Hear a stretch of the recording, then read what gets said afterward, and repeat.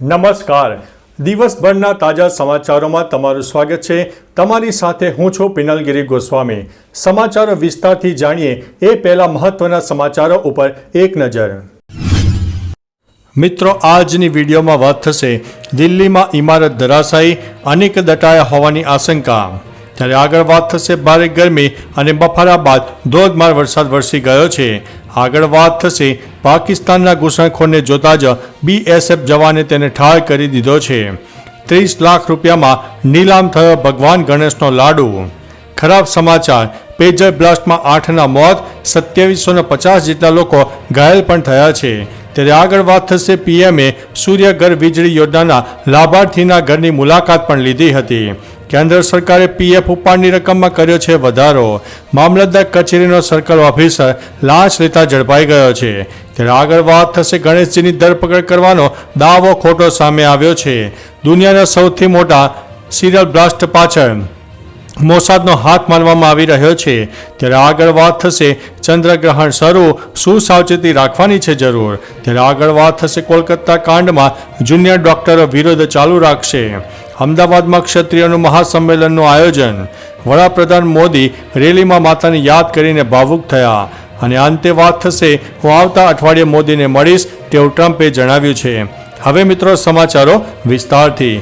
પૂર્વ અમેરિકી રાષ્ટ્રપતિ ડોનાલ્ડ ટ્રમ્પે એક સભામાં કહ્યું છે કે તેઓ આવતા અઠવાડિયે વડાપ્રધાન નરેન્દ્રભાઈ મોદીને મળશે.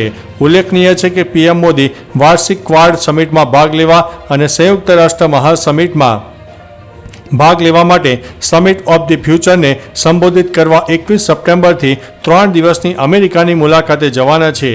આ જ સંદર્ભમાં ડોનાલ્ડ ટ્રમ્પે એવું કહ્યું છે કે તેઓ આવતા અઠવાડિયે મોદીને મળશે. મિત્રો, અન્ય મહત્વના સમાચારની વાત કરીએ તો વડાપ્રધાન મોદીના 74માં જન્મદિવસ નિમિત્તે ઓડિશામાં ઘણી યોજનાઓ શરૂ કરી હતી. આ દરમિયાન વડાપ્રધાન મોદીએ સભાને સંબોધિત કરી હતી. જનતાને સંબોધિત કરતી વખતે PM મોદીએ પોતાની માતાને યાદ કરીને ભાવુક થઈ ગયા હતા. તેમણે કહ્યું હતું કે મારી માતા જીવિત હતી ત્યારે જન્મદિવસે મને ગોળ ખવડાવતી હતી. મિત્રો, અન્ય મહત્વના સમાચારની વાત કરીએ તો આગામી 20 તારીખે અમદાવાદના ગોતા ખાતે રાજ્યના ક્ષત્રિય સમાજનું મહાસંમેલન યોજવા માટે જઈ રહ્યું છે, જેમાં સમસ્ત ક્ષત્રિય શક્તિ અસ્મિતા મંચની જાહેરાત કરવામાં આવશે. સાથે જ ભાવનગરના મહારાજા વિજય રાજસિંહની ગોહિલની પ્રમુખ તરીકે વરણી કરવામાં આવશે. આ સંમેલનમાં 224 જેટલા રજવાડાના વારસદારો પણ ઉપસ્થિત રહેશે. ક્ષત્રિય સમાજને એક કરીને તમામ ક્ષેત્રમાં આગળ આવે તે માટેની રણનીતિ નક્કી કરવામાં આવશે. મિત્રો, અન્ય મહત્વના સમાચારની વાત કરીએ તો કોલકાતા કાંડમાં જુનિયર ડોક્ટરો વિરોધ ચાલુ રાખશે. કોલકાતામાં મહિલા ડોક્ટરના રેપ અને મર્ડરની ઘટનાનો વિરોધ કરી રહેલા જુનિયર ડોક્ટરોએ તેમનો વિરોધ ચાલુ રાખવાનો નિર્ણય કર્યો છે. રાત્રે 1 વાગ્યા સુધી ચાલેલી બેઠકમાં આ નિર્ણય લેવામાં આવ્યો છે કે જ્યાં સુધી રાજ્ય સરકાર તબીબોની તમામ માંગણીઓ નહીં સ્વીકારે ત્યાં સુધી વિરોધ ચાલુ રહેશે. ડોક્ટરે કહ્યું છે કે અમે સરકાર સાથે ફરી વાત કરવા માંગીએ છીએ. મમતા સરકારે તેમની કેટલીક માંગણીઓ સ્વીકારી લીધી છે. મિત્રો, અન્ય મહત્વના સમાચારની વાત કરીએ તો પિતૃપક્ષનો પ્રારંભ થયો છે. 2 ઓક્ટોબર સુધી ચાલશે. સૌથી મહત્વની વાત છે કે આ દિવસે વર્ષનું બીજું અને છેલ્લું ચંદ્રગ્રહણ પણ છે. ચંદ્રગ્રહણ સવારે 6:11 10 વાગ્યે અને 17 સુધી ચાલશે. આ વર્ષે ચંદ્રગ્રહણનો સૂતક સમયગાળો માનવામાં આવશે નહીં.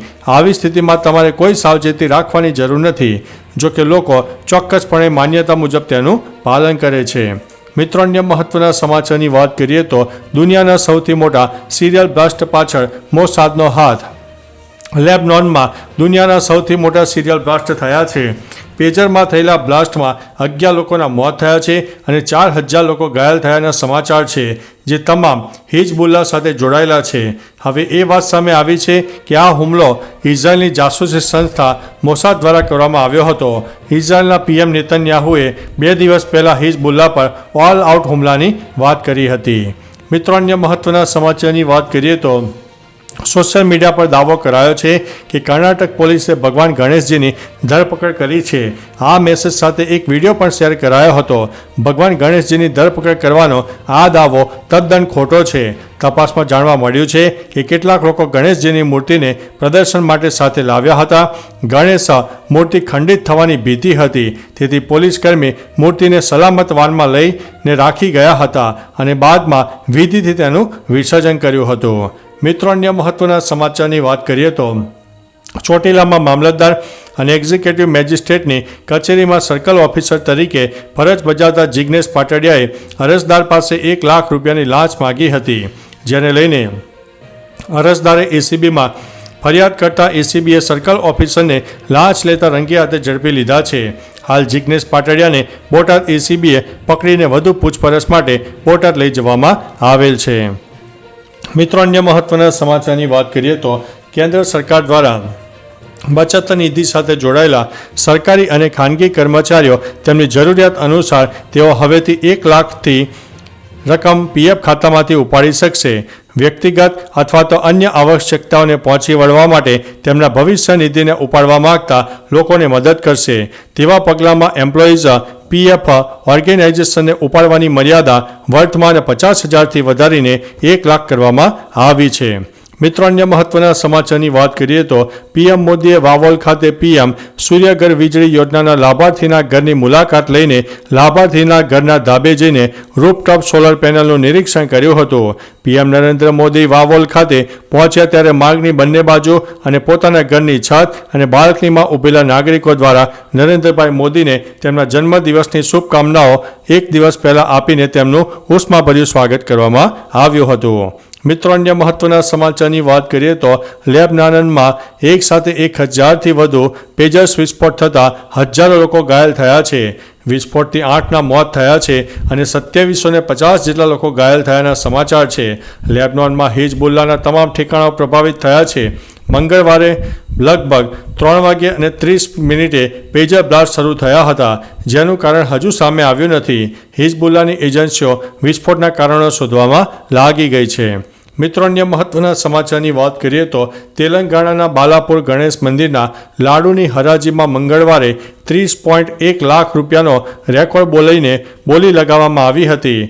ગણેશ ઉત્સવનું મુખ્ય આકર્ષણ આ હરાજીના દર વર્ષે બાલાપુર ગણેશ મૂર્તિને વિસર્જન માટે હુસેનસાગર તળાવ સુધી ભવ્ય શોભાયાત્રામાં લઈ જવામાં આવે તે પહેલાં થાય છે.